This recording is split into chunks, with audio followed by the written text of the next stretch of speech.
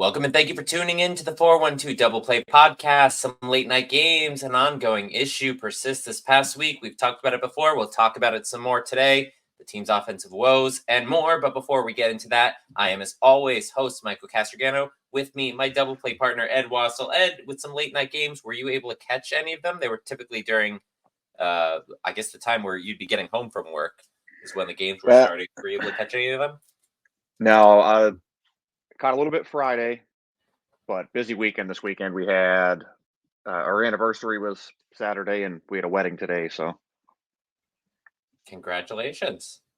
I did see about your anniversary because Nicole always posts a big thing. And I'm like, yeah, my wife's more like, it happened. Yeah, so this past weekend, and really it's been a running trend. Pirates haven't won a series since opening day weekend.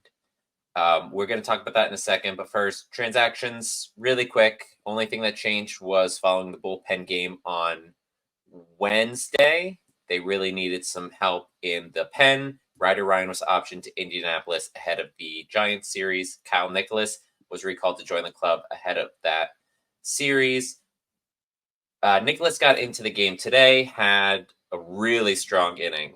2 strikeouts, was hitting like 98, 99. And then I think he got a fly out to center or left. Can't remember where exactly it was. He wasn't great last year, but when we had Jack McMullen from the Indianapolis Indians and, of course, Just Baseball Media on the podcast, Nicholas is always the guy he speaks glowingly about. What are your thoughts on Nicholas joining the club? Do you think he's going to be a long-term part, or do you think this is a temporary call-up? I think he's got the potential to be a long-term bullpen piece. I think his stuff is good. It's just whether or not he can execute. He definitely was elite down in Indianapolis. I think he had a sub-2 ERA, was getting a lot more strikeouts, filling up the zone. That's something that had been an issue for him in the past with walking players. But this past week of games, no amount of pitching was really going to help because the offense was, for the most part, non-existent. So let's get into that, starting with the 4-game set at home against the Brewers. Game 1, Kutch leads off with a home run. Jared Jones did some Jared Jones things. 6 innings, 4 hits, 1 run, 2 walks, 7 strikeouts. The Bucks did win Game 1, 4-2. Team kept it rolling in Game 2. Bailey Falter pitched into the 8th inning. He's got some sort of magical streak going on right now, allowing 1 run, 2 walks, 8 strikeouts. Kutch hit another leadoff home run, helped the Pirates win 2-1. Back-to-back saves for Bednar. That's going to come back in a bit. Bullpen game for both sides on Wednesday.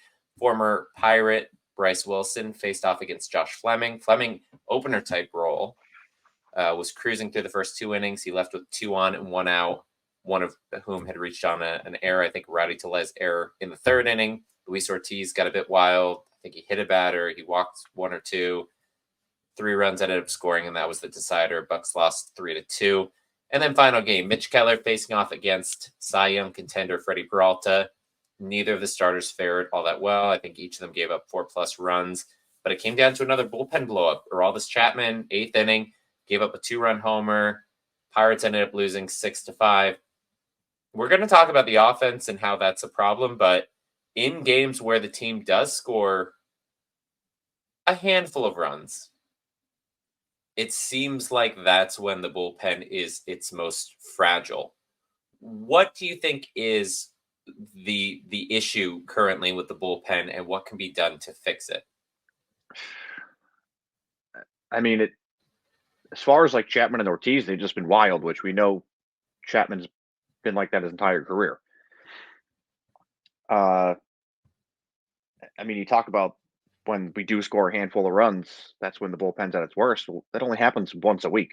So, I mean, the odds are you're going to blow one of those games at the bullpen. I don't know.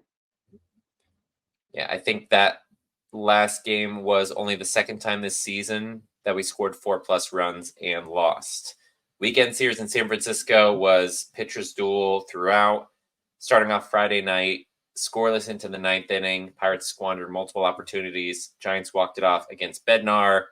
I think first batter reached on a walk, and then it was like a squib hit, and then Patrick Bailey hit a 3-run shot to end the game, wasting the best start we received from Quinn Priester since he debuted last year. Is really good to see Priester kind of coming into his own. He's really leaning heavily on the slider, which is great to see because that was one of the things that, like I was saying, the slider is going to be something that kind of helps him to move to the next level as opposed to going sinker heavy or fastball heavy. Saturday, looking more like it might go the same way. Martin Perez was cruising early, gave up a run in the 6th inning, but the offense really wasn't quite there.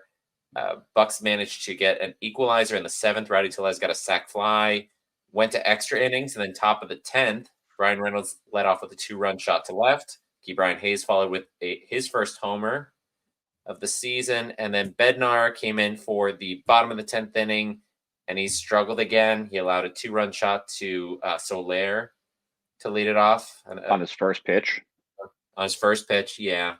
I think it was a high fastball. He's kind of gotten a bit hesitant with it. He's just throwing it for meatballs somehow.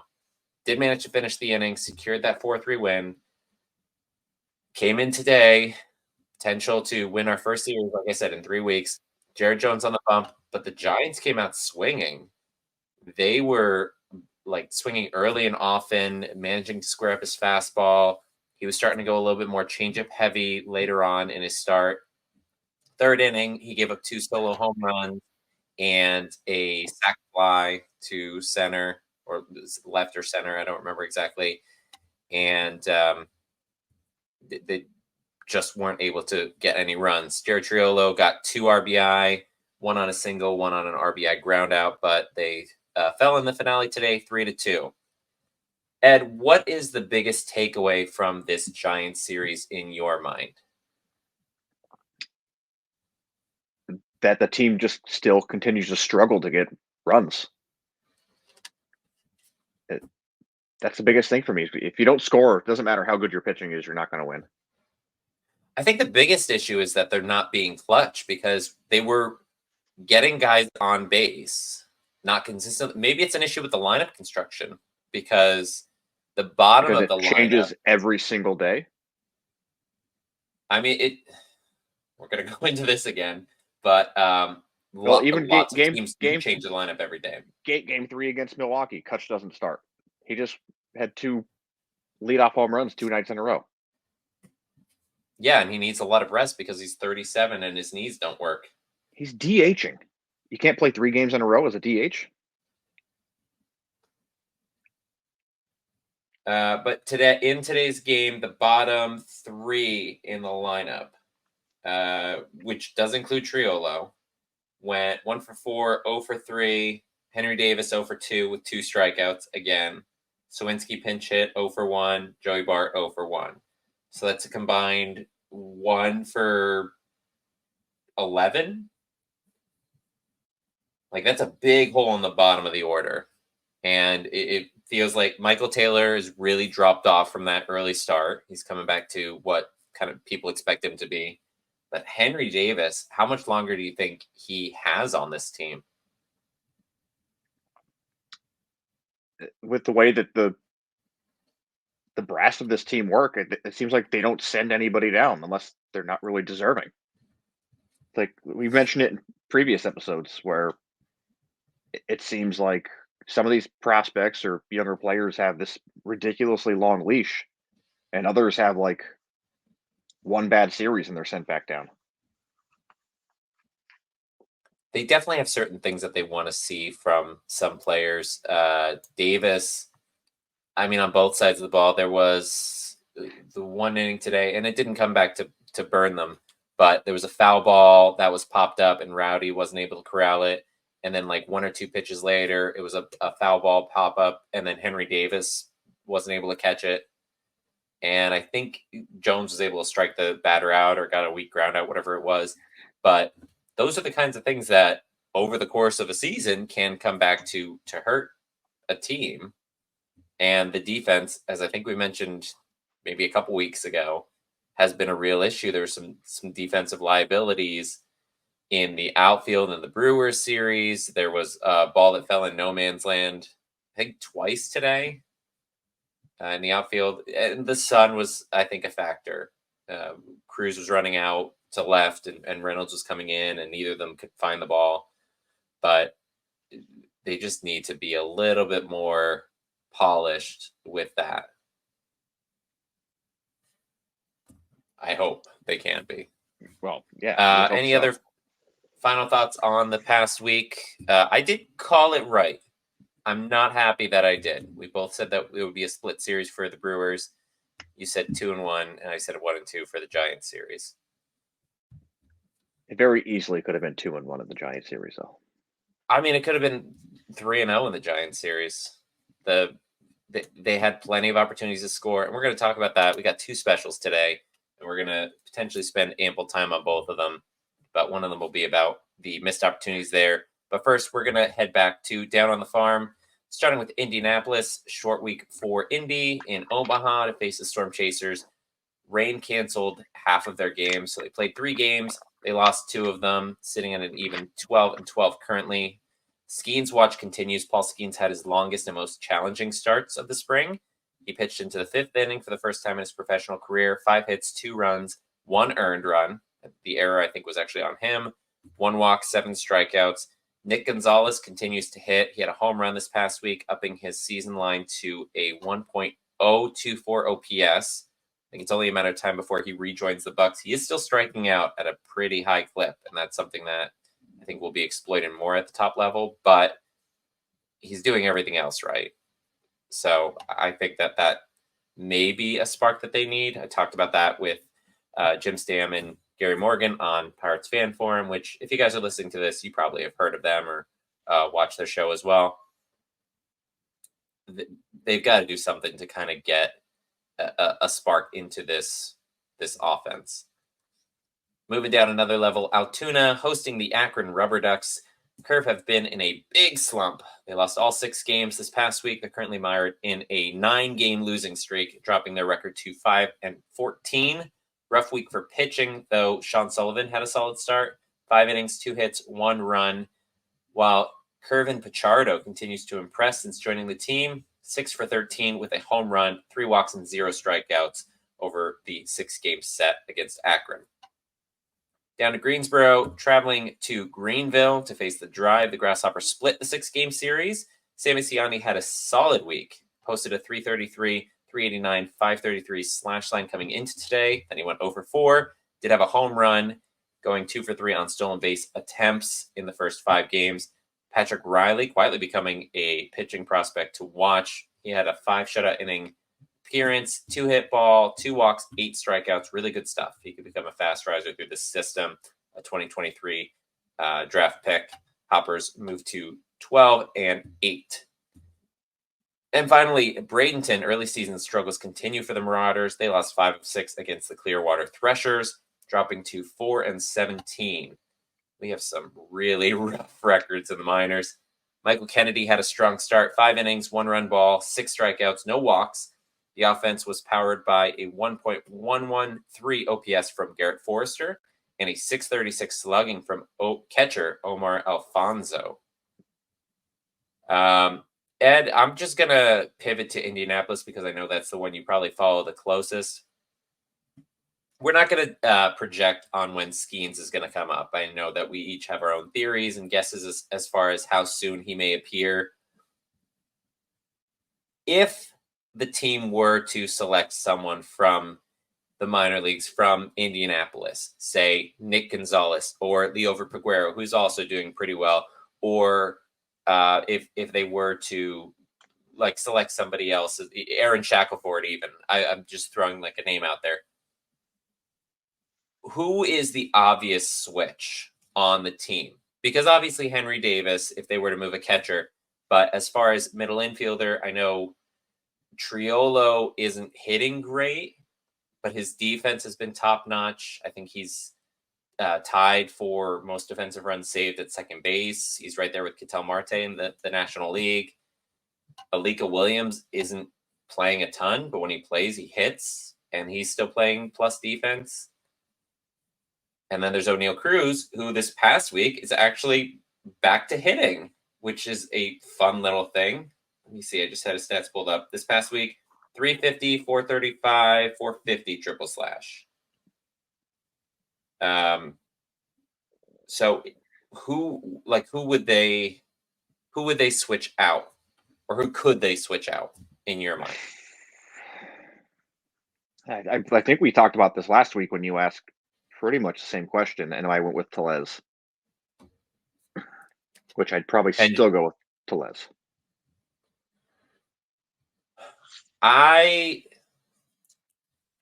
think, well, one, he doesn't. So they got him for $3 million, and again, talked about this with Gary and Jim.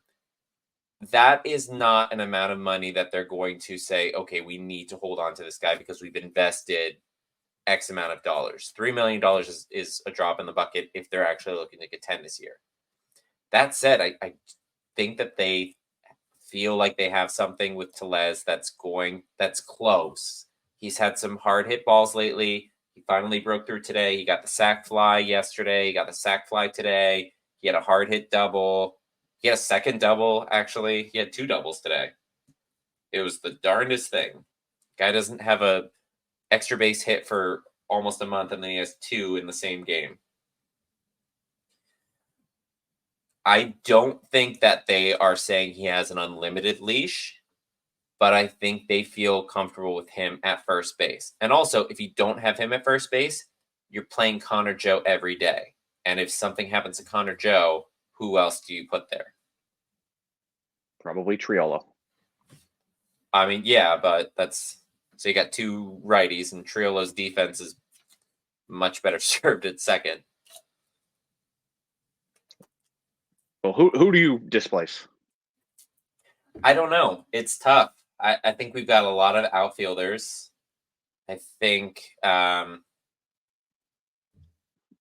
but if you're bringing, say, Gonzalez up, you're going to want him to play. Yeah. So you have to displace somebody that the position he can play. I know. That's why right now I don't think you would call him up. I think if someone gets injured, it would make it a little bit easier, and hopefully that doesn't happen. But yeah, it's a situation where you don't have a role that he can walk right into. Yeah, it's really silly to bring up your hottest hitter in the minors when the major league teams cannot hit. Again, he's striking out at a really high clip. He's not going to continue that success in the major leagues. He's having an Andujar type success right there. And we're going to see Andujar in a couple tomorrow. Heading to Oakland. We're going to reunite with a bunch of former Pirates. Yeah, I just don't. Really, Gonzalez should be trying to learn first base because, like, he's pretty good defensively. I think he was the only one who didn't have negative defense at shortstop last year for us. He's pretty small, though, isn't he? He's like 5'10", 5'9", 5'10". We got a lot of undersized infielders, but I just don't see him fitting in anywhere else. It's tough. I mean, this is the thing. You're making these tough choices because Triolo has a lot of upside on both sides of the ball. Cruz has a ton of upside, and I think it is starting to hit again. They just need to kind of string these hits together. Again, we're going to talk about that. We're going to talk about that in our second special. The first special, I'm pretty much just going to toss out my quote, and we're going to run with it. So as much or as little as you want to talk about this, because the topic that I came up with, Adam Crowley of 93.7 The Fan posted a tweet last week, got me thinking. It said, when Skenes comes up, the Pirates should go to a 6-man rotation. Protect your young arms with an extra day of rest. Let them pitch their capacity when they do take the bump. I'm sure he's not the first one to think of this. I know the Pirates have utilized a 6-man rotation years ago to basically kind of help their worn down arms or get guys extra playing time. Given what they did with Jones having his short start against the Mets and then doing a bullpen day last week, it kind of seems like that's something that might make sense for them, as it can help to limit innings, help Keller stay fresh. Martin Perez had an extra day. He looked great. Easter had an extra day. He looked great. Jones, his velocity was a little bit down, but they just came out swinging against him today. I honestly don't know. I have to go back and look at some of the film on that. Is a six-man rotation something that this team should consider? Or is that going to kneecap their bullpen too much for it to work? I think it's a good idea until you hit like August, and then drop back down to a 5-man rotation. As you mentioned, I think it can help limit innings for not only your starters and your younger guys that you're already doing. They're on pitch counts and limit counts. Mm-hmm. But if you can get some of these starters to go deeper in games, mainly the younger guys, that's going to help alleviate some of the bullpen. Hopefully, alleviate some of the bullpen issues. Potentially could, if you've got your starter going 6+ every night, which is, we saw it earlier on in the season, but that was also when the offense was clicking, so we didn't need those high impact arms anymore. Back of the bullpen's been a bit rough. Coming into the season, it felt like the offense, we weren't sure, but we felt pretty confident in Brian Hayes continuing the steps he made last year. Reynolds being, I guess, like probably the best hitter on the roster, unless O'Neal Cruz is healthy, and then he can be great. And Jack Sawinski, 25+ home runs. Maybe Rowdy with does well. 47% Davis strikeout rate. with say again. I say with like a 47% strikeout rate. Yeah, Sawinski definitely strikes out a lot. Connor Joe doing well. Triolo had a strong end to last season. We saw it early on this year, and this is kind of pivoting to special number 2, and we're just flying through here. What happened to the offense? Because we haven't really seen it change. Nobody's gone down. Nobody's come up. Nobody's gotten injured as far as we know. But they've been leaving a lot of guys on base. 7 today, going 1 for 7 with runners in scoring position. Saturday's game, 8 left on base, 1 for 8 with runners in scoring position. And then the first time we got shut out this season, 3-0 game on Friday, 11 men left on base. They went 0 for 7 with runners in scoring position. I know you said lineup construction or changing the lineup. I'm not sure which one is your... What if you could go to Shelton, have a conversation with him and say, hey, or Shelton, that whole team, you could sit down and say, hey, I know that the team is struggling. Here's what you need to do to get them to fix it. What is the easiest fix in your mind to get the offense moving again? Is it... I'd probably start off with a little bit more consistency. That I understand lineups for a lot of teams change almost every day, every couple of days, but you need a little more consistency. You've got, Kutch leading off and say Key's batting 5th, and then 2 days later Key's leading off and Kutch isn't in the lineup or whatever. I think moving guys all around the order is probably hurting them because you're seeing different pitches, different strategies at that point. I mean, I'm sure part of it is, we're about a full month in at this point. You're getting better scouting reports for pitchers, where players' hot zones are and cold zones are, so they're going to be able to execute better with certain batters. And then I think just the whole philosophy of the team, which is try to get the opponent's pitch count up. I think they're taking too many pitches. From what I see, it's just, I don't know.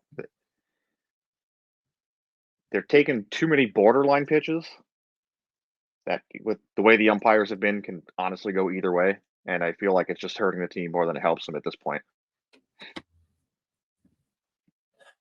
There's definitely been a lot of pitches, I'm going to call it Kutch specifically, where we have the benefit of this imaginary box on TV. So we can say, okay, that is definitely not in that box. But the ump should be able to see that it's not even over the plate and he's calling it a strike. These guys don't want to swing and roll over on a pitch that should be a ball. I understand the concern about striking out looking. Anything close, you kind of have to swing at. But if they're at one strike and that pitch is a ball, isn't over the strike zone, in the strike zone, and you have somebody who has a good eye, Kutch has a really good eye, Reynolds has a really good eye. I think Rowdy's got an okay eye. And Davis, I honestly think is blind. I'm really convinced of it now. It's become a problem. He's striking out at a crazy rate. I've seen way too many pitches that Davis took that's like right in the middle. Like, dude, that's your pitch. You got to swing at that one. All right, so let's change the lineup construction and say, okay, this is how Shelton needs to keep it. For the most part, getting guys rest and whatever. But for the most part, every day, this is how it should be. You're saying Kutch should bat leadoff. I like Kutch in the leadoff spot. And then number 2.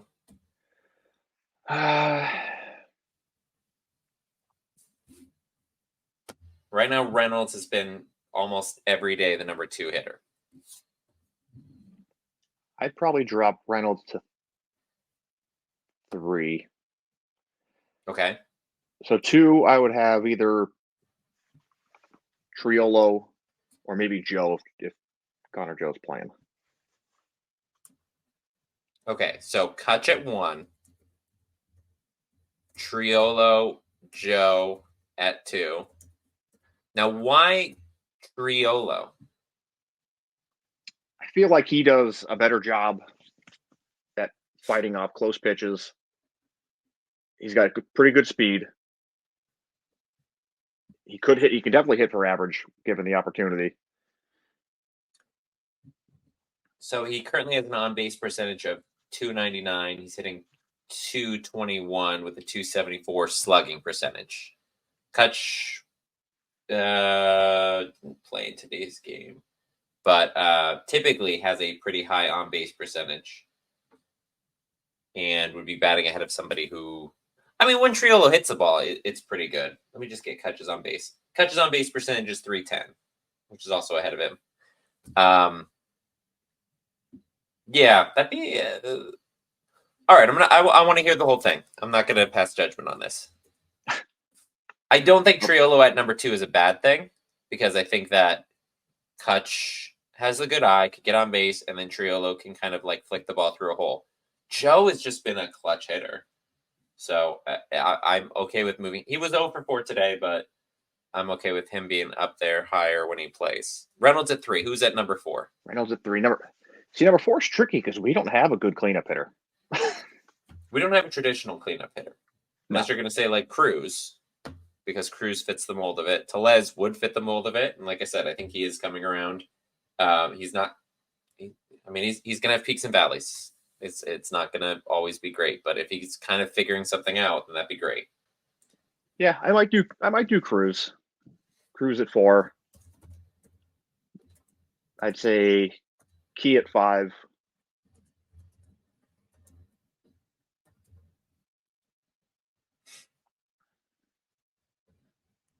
If Davis playing, he's batting 9th. All right, well then you've got you've got Trillo and Joe, so you've got an outfielder. Catches DH, potentially another outfielder, and then either a second baseman or first baseman. Then I'd probably go Sawinski and then Tellez.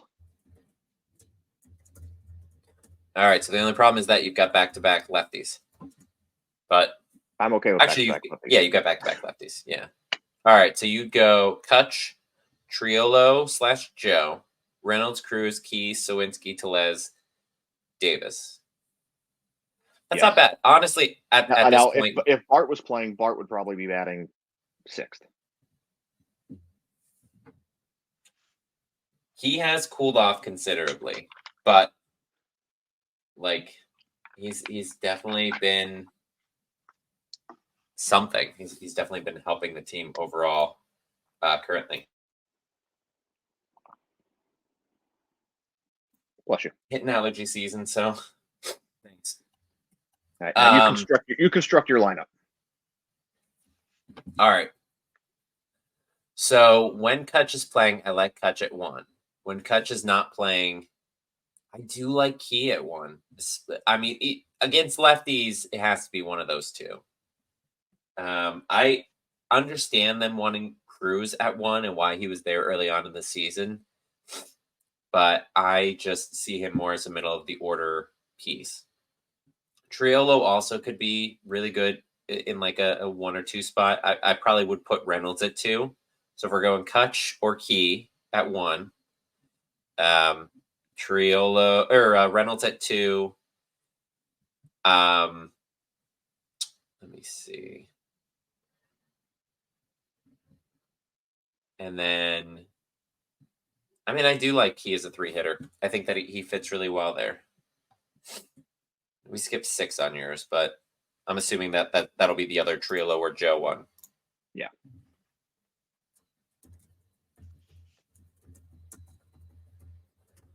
All right, so I got Kutch, and then when Kutch isn't there, Key. Reynolds at 2. When Kutch is in, I got 3 for Key. When Key bats leadoff, I'd put. Man, that's tough. This is good that we were prepared.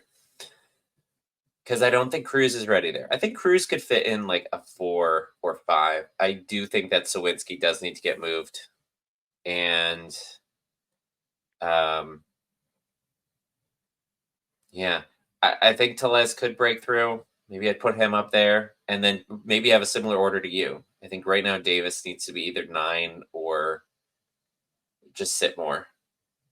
And I talked to, I'm going to keep referring to it, but because my only conversations are about Pirates. So talking to Gary and Jim about the Davis situation, and we had mentioned last week how he should go down to the minor leagues and build his confidence. The risk of sending him down to the minors is if he goes down and for some reason still struggles, how much does that impact his confidence overall? Oh, that would mentally destroy him for a little while. And he basically skipped AAA.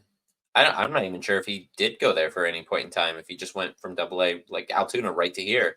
But if he goes down there and he's facing AAA, quad A type pitchers, and he's still batting sub 200, and he's still struggling with the pitching staff, what do you do next? Well, I mean, I would hope that when he goes down and he has a different hitting coach, maybe something can be tweaked. Maybe. It doesn't seem like they are able to do a lot of individualized workout. I don't know how because in the minor leagues they have Monday off. And I figure Monday's got to be the day where you say, okay, this past week, this went wrong. We got to work on this with this guy. And maybe that's just like a workout day. Maybe it's just a straight up rest day. Yeah, it could be an off day. I think that's something I'll need to ask next time I have someone from one of the minor league teams on the show. But like they need to have that kind of individualized discussion if and probably when Davis does get sent down, because we've got a weak part of the schedule coming up. This upcoming week is one where, man, you got to hope the team gets some wins on the board, because that'll be really frustrating if they don't. So let's go ahead. Looking ahead, A's in the Bay, and then back home against the Rockies. Starting off with the Athletics series, we got Bailey Falter going up against Joe Boyle, Mitch Keller facing off against the Southpaw Alex Wood, and then Quinn Priester against Ross Stripling. We've got 2 veterans, and then I think Boyle is a rookie.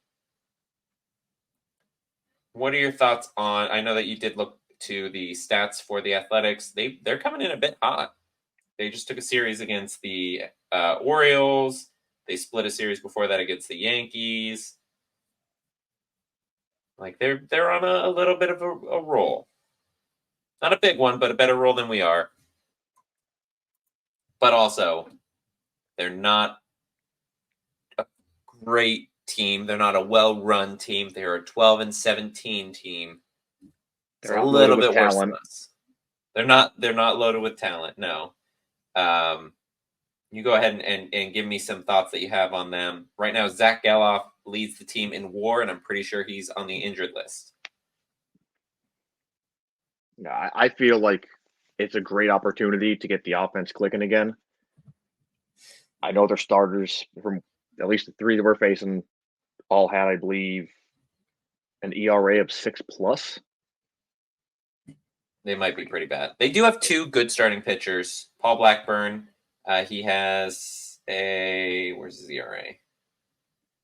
3.34 ERA, and then JP Sears is 4.64, but they're both pretty good. And then Mason Miller, their closer, who I believe is from Pittsburgh area. Am I remembering that right? I don't know. I've got him on my one fantasy team, and he is lights out. We don't want to get to him. Boyle, Wood, Stripling, they are not in that kind of category. Yeah, currently Boyle's got 7.06. 7.06. Wood 6.59. Yeah, and then Stripling is 4.98. Okay, so Stripling's just below 5. Yeah, I feel like if you can string together 2 games where you can put 4 or 5+ runs up, this is probably the team to do it against. And that might be the spark that you were talking about earlier. Yeah, sometimes sparks come from a change, and sometimes they come organically from playing a team who is in a worse position than you are, who doesn't have a home next year, is going to be in Sacramento, and then maybe eventually going to Vegas. It's really a series that they should win. Honestly, it's a series that they need to win. I know that the A's just beat Baltimore, and Baltimore is a good team, but we beat Baltimore, so we should be right there. Predictions. You go ahead and hit me with yours. They're going to take Pittsburgh will win 2 of 3. You're going 2 of 3. I'm going to go bold. I'm on my, I got both series right last week. I'm going to go 3-0. They don't have a starter that I'm looking at it saying, oh man, this is, and I haven't. I'll post my pitcher preview on Twitter, X, whatever you want to call it, ahead of the game. We faced Wood before. He doesn't have great stuff. Stripling has been in the league forever. And yeah, 34. There's nothing that the offense isn't great. I don't know. We really should win 3 of these games. We should win all 3. I think it's sad that you think that splitting with Milwaukee was a bold prediction last week. It wasn't a bold prediction. We've had some bold predictions where okay, so I'll say a bold prediction is we're going to sweep the A's in Oakland after not winning a series in 3 weeks. I like it. Is that bold? Is that bold to say of Oakland? The way this team's playing right now, it's bold. Back home next weekend, we've got the Rockies for a 3-game set. Former Guardians pitcher Cal Quantrill will face off against Martin Perez. Austin Gomber, the Rockies pitcher who is a southpaw, came over as part of the Nolan Arenado trade from St. Louis, will face Jared Jones on Saturday. And then on Sunday, Ryan Feltner against Bailey Falter. Again, not great pitchers. Rockies are in an even worse state than the Athletics. Athletics aren't even last in their division. I'm pretty sure that's the lowly Houston Astros. Terrible team. What are your thoughts on this upcoming series? At home against the Rockies, we got some good pitchers going. I don't know if Falter can keep that magic going long term, but your thoughts on the Rockies series? I think a lot of it's going to be based on how the A series goes. If the offense can start clicking, I think it'll carry over into the home series against the Rockies. And then say I want to go bold, but is it bold to predict a sweep against the Rockies? Oh, dang. It's another one where it's like, hey, you should. This is the team that you get that jump start against. Because we did it for the A's series. Quantrill has a 5.34 ERA as of right now. Gomber 4.32. And then Feltner is 5.68. Again, things could change between now and the weekend series. This is based on expected starters. It's not officially on MLB.com. Really feels like we should. Rockies have a little bit more offensive potential. Ezekiel Tovar's good. Ryan McMahon, Brenton Doyle. So they do have some talented hitters. Former Pirate in Elias Diaz. He's still kicking it there. But if you can get around those guys, there's not a whole lot more going on. And they probably all hit a bit better at home than they do away. Except Ryan McMahon, who just hits everywhere. Okay. Yeah, I just don't want to agree with you, so I'm going to go 2-1. But if you recall for 2 sweeps in a row, that would be very bold. So bold. After, again, losing 3, let's see, we lost 6 straight heading into last week's episode. So this past week, we won 3 of 7. It'd be cool if we go 6-0 this upcoming week. Yeah, you're too much of a coward to call that, though. I'd be pleasantly surprised. Final thoughts either on the week before us or the week we've just passed? I guess any other thought I'd have with this past week is Bednar still isn't right. Man, something's going on with him. Yeah. From what I've seen, his fastball just isn't working for him, which it has in the past. At least his curveball's back, which is nice. He was going curve heavy in the 10th inning on Saturday. And that is interesting. But, his fastball was getting hit hard. So it was. He's pitched in 12 games. He has 10 innings. 10 innings pitched. He has an 11.7 ERA. That's your closer. That's your all-star closer, whom we all think can figure it out. The velocity, I think, was down a little bit on Saturday, but he had also pitched the day before. I'm not. I think the velocity is probably fine, but he's just not locating it right. He was still hitting 96, 97. It's not like it was a huge dip. But something's definitely. It might just be a mental thing. Maybe it's the play calling, having Davis behind the dish. I have no idea. That's definitely something that we'll want to look into, maybe dive into in next week's episode. Hopefully, he'll have a couple saves on the book heading into that. But that wraps it up for all of us here at the 412 Double Play Podcast. You can follow me on X at 412 Double Play. Follow Ed_Wasso. Continue listening to the show. Spotify, YouTube, Apple Podcasts, wherever else podcasts can be found. Subscribe so you get notified when we drop our new episodes. Check out the articles on steelcity.com. Link is in the description. Gary should have the Oakland series up on the website probably shortly after this episode drops. As always, thank you for checking out the show. From all of us here at the 412 Double Play Podcast, thank you again for joining us this week, and let's go Bucks. Let's go Bucks. Take it away, Sawyer. Lady Jolly Roger, dude. Thank you.